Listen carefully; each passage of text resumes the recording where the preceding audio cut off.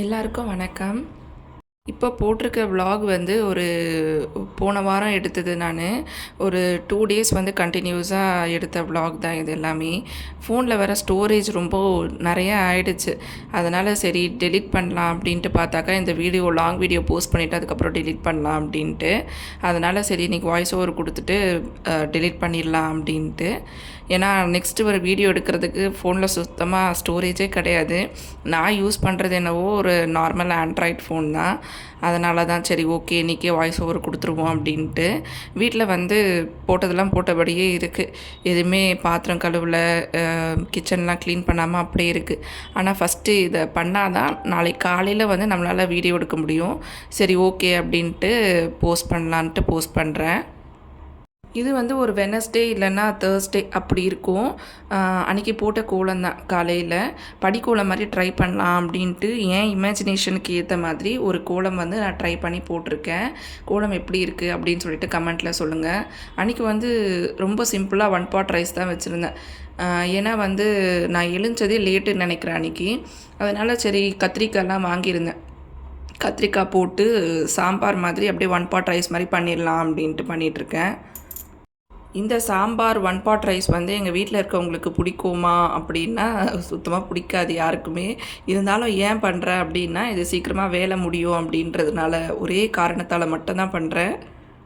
இந்த வேலைக்கு போகிற பெண்கள் வீட்டிலலாம் மோஸ்ட்லி பார்த்திங்கன்னா இந்த தயிர் சாதம் வந்து டிஃபால்ட்டாக வாரத்தில் ஒரு நாளாவது வந்துடும்.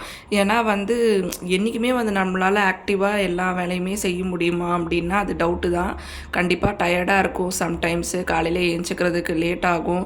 ஸோ அதனால் என்ன பண்ணுவோம், ஒரு தயிர் சாதம் மிக்சர் இல்லைனா தயிர் சாதம் ஒரு காய் அந்த மாதிரி செஞ்சு எடுத்துகிட்டு போயிடுவோம். நானுமே அது மாதிரி தான். சைட் டிஷ்லாம் இல்லை தொட்டுக்கிறதுக்கு பொரியல் அவியல் அந்த மாதிரிலாம் டெய்லியுமா எடுத்துகிட்டு போவேன் அப்படின்னா கிடையவே கிடையாது. ஏதோ ஒன்று சாப்பாடுன்ட்டு சாப்பிட்ணும், எடுத்துகிட்டு போகணும், அவசரத்துக்கு ஏதோ ஒன்று செய்யணும் அப்படின்ட்டு தான் செஞ்சு எடுத்துகிட்டு போகிறது. ஆனால் இந்த மாதிரி சாம்பார் சாதம் வந்து எனக்கு மட்டும்தான் பிடிக்கும். இந்த மாதிரி கொலைய வடித்து சாப்பிட்றது கொஞ்சம் சூடாக சாப்பிடும்போது நல்லாயிருக்கும். ஆனால் எங்கள் வீட்டில் என் ஹஸ்பண்ட்க்கோ இல்லை என் பசங்களுக்கோ இந்த சாப்பாடு சுத்தமாக இறங்கவே இறங்காது.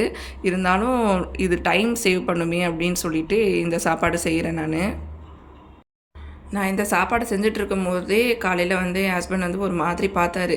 என்னடா இந்த செய்கிறாளே அப்படின்ற மாதிரி. அதனால் வேறு வழி இல்லை, நம்ம சீக்கிரமாக கிளம்பணும் அப்படின்னா இந்த மாதிரி எதுனா ஒரு சாப்பாடு செஞ்சால் தான் நம்மளால் கொஞ்சம் சீக்கிரமாக கிளம்ப முடியும். சரி அதுக்காக இப்படி செஞ்சுறது.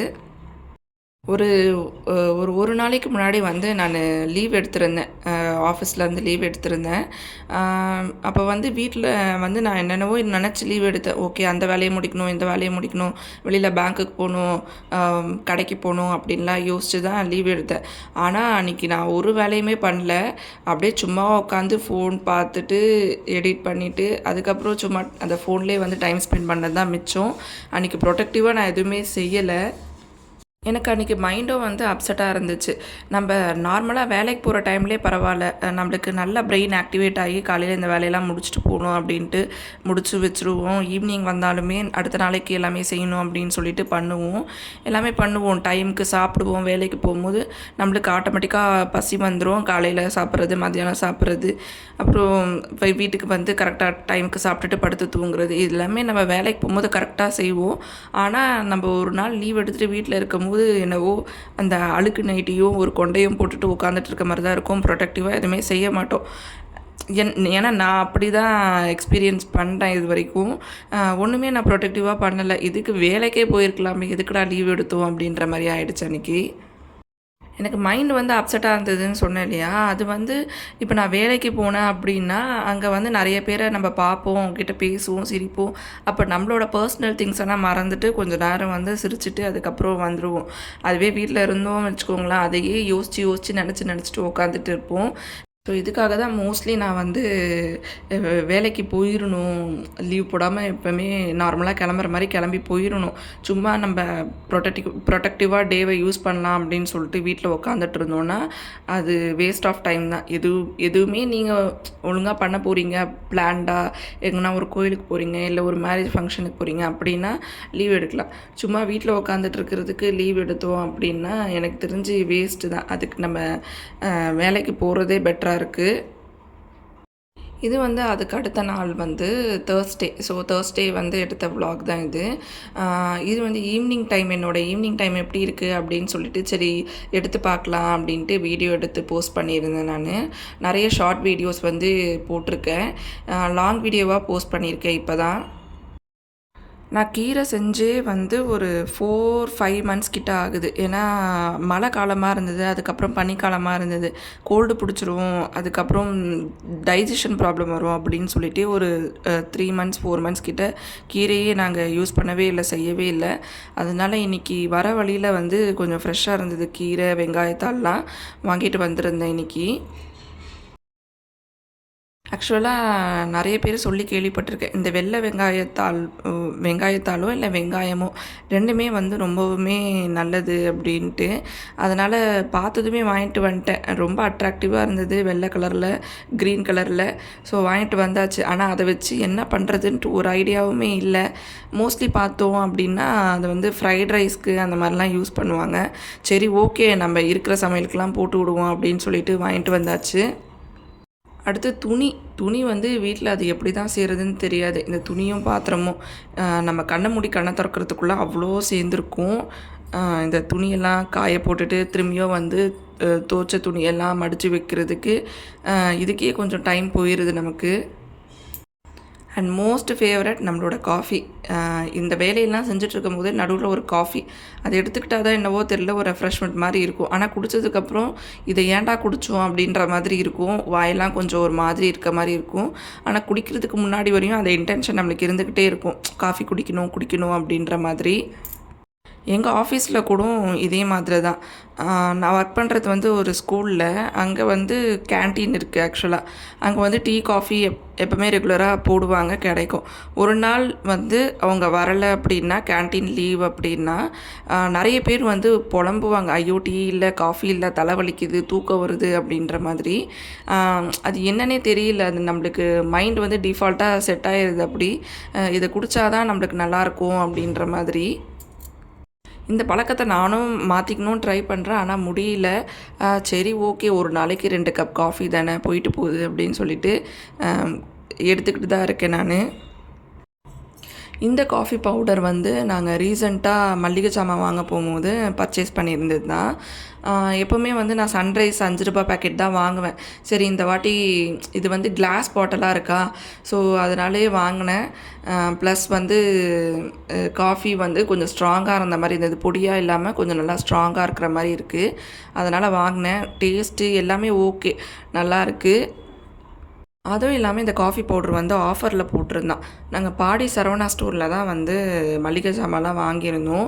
அங்கே நிறைய ஆஃபரில் போட்டிருந்தான். சரின்ட்டு ஓகே, நான் மெயினாக வாங்கினது பார்த்திங்கன்னா இது கிளாஸ் பாட்டிலாக இருக்கே, இது காஃபி முடிஞ்சதுக்கப்புறம் இந்த கிளாஸ் பாட்டிலை நம்ம யூஸ் பண்ணலாமே அப்படின்னு சொல்லிட்டு தான் வாங்கியிருந்தேன். பாப்பா எப்போவுமே ஸ்கூலை விட்டு வந்தா அப்படின்னா ஹோம்ஒர்க் வந்து கம்ப்ளீட் பண்ணிடணும் அவளுக்கு. அப்படி பண்ணல அப்படின்னா அவளுக்கு அன்றைக்கி நைட்டு தூக்கமே வராது. எப்போவுமே வந்து நான் வந்ததுக்கப்புறம் அவள் பேக்கை ஓப்பன் பண்ணி டைரி எடுத்து என்கிட்ட காட்டுவாள். நான் பார்த்துட்டு அவளுக்கு என்ன ஹோம்ஒர்க்குன்னு சொல்லணும், அவள் அதை எடுத்து எழுதி கம்ப்ளீட் பண்ணிடணும். அப்படி அவள் முடிக்கல அப்படின்னா அன்றைக்கி ஃபுல்லாக அழுதுகிட்டே இருப்பாள், நம்மளையும் நிம்மதியாக இருக்க விட மாட்டாள். ஸோ அவள் ஹோம்ஒர்க்லாம் கம்ப்ளீட் பண்ணிகிட்டே இருந்தாள். நானும் கீரை வந்து க்ளீன் பண்ணி எடுத்து வச்சிட்ருந்தேன். எனக்கு பெரிய பொண்ணு ஒருத்தி இருக்கா, அவள் வந்து இந்த மாதிரி கிடையவே கிடையாது. ஆனால் இவள் கொஞ்சம் டிஃப்ரெண்ட்டாக இருக்கா. அன்னன்னைக்கான வேலையை வந்து அப்பப்போவே முடிச்சிடணும் அப்படின்ற மாதிரி பிளான் பண்ணியிருக்கா. அன்றைக்கி முடிக்க முடியல அப்படின்னா அவ்வளோதான், நம்மளை ஒரு வழி பண்ணிடுவா, அவளும் நிம்மதியாக இருக்க மாட்டாள். கீரை என்ன கீரை வாங்கியிருந்தேன்னா பாலக்கீரை தான் வாங்கியிருந்தேன். ஏன்னா அதுதான் வந்து நம்மளுக்கு க்ளீன் பண்ணுறது ஈஸி ரொம்பவே. மற்ற கீரைலாம் வந்து என்னால் உட்காந்து ரொம்ப நேரம் க்ளீன் பண்ணிகிட்ருக்க முடியாது. பாலக்கீரைனா அது பெரிய பெரிய இலையாக இருக்கும், அதனால் அதை க்ளீன் பண்ணுறது ஈஸின்னு சொல்லிவிட்டு பாலக்கீரை தான் வாங்கியிருந்தேன். வெங்காயத்தாள் இது எல்லாமே வந்து க்ளீன் பண்ணி வச்சுட்டேன். நான் இந்த வெங்காயத்தால் க்ளீன் பண்ணும்போது கூட யோசிச்சுக்கிட்டே இருந்தேன், ஐயோ இவ்வளோ வாங்கிட்டோமே, பார்க்குறதுக்கு நல்லா இருந்ததுன்னு சொல்லி வாங்கிட்டோம், ஆனால் இதில் என்ன டிஷ்ஷு செய்கிறதுன்னு தெரியலையே அப்படின்ட்டு ஒரே யோசனையாகவே இருந்தது எனக்கு. சரி ஓகே பார்த்துக்கலாம் அப்படின்னு சொல்லிட்டு எடுத்து ஃப்ரிட்ஜுக்குள்ளே வச்சுட்டேன். கன்டினியூஸாக இந்த பாத்திரம் தேய்க்கிற வேலை, அதுக்கப்புறம் துணி துவைக்கிற வேலை, இது 2மே வந்து என்றைக்குமே நம்மளை விட்டு போகாது போல். ஈஸியாக சொல்லிடுறாங்க வீட்டில் இருக்கவங்க, நீயா துவைக்கிற, மிஷின் தானே துவைக்குது அப்படின்ட்டு. ஆனால் அந்த துணியை எடுத்து காய வைக்கிறது, மடித்து திரும்பியும் அதே பிளேஸில் வைக்கிறது, இதெல்லாம் யார்? மிஷினே செஞ்சுருமா? நம்ம தானே செய்யணும். அதை புரிஞ்சிக்கவே மாட்டாங்க. நீயா துவைக்கிற, மிஷின் தானே துவைக்குது, நீயா துவைக்கிற, மிஷின் தானே துவைக்குது. ஈஸியாக சிம்பிளாக சொல்லிடுறாங்க. சரி, இவ்வளோ பேசுகிறாங்களே, அந்த துணியை எடுத்து காய வச்சுட்டு மடித்து வைங்க அப்படின்னா அதையும் பண்ண மாட்டாங்க. வெறும் நம்மக்கிட்ட வாய் மட்டும்தான் பேசுவாங்க. இதெல்லாம் நம்ம தான் செஞ்சாகணுன்ற மாதிரி இருக்குது டிஃபால்ட்டாக. அவங்க செய்கிறதா இல்லை. சரி, நம்மளும் அப்படியே விட்டுட்டா அப்புறம் வேலைக்காகாதே, அதனால் பண்ண வேண்டியதாக தான் இருக்குது.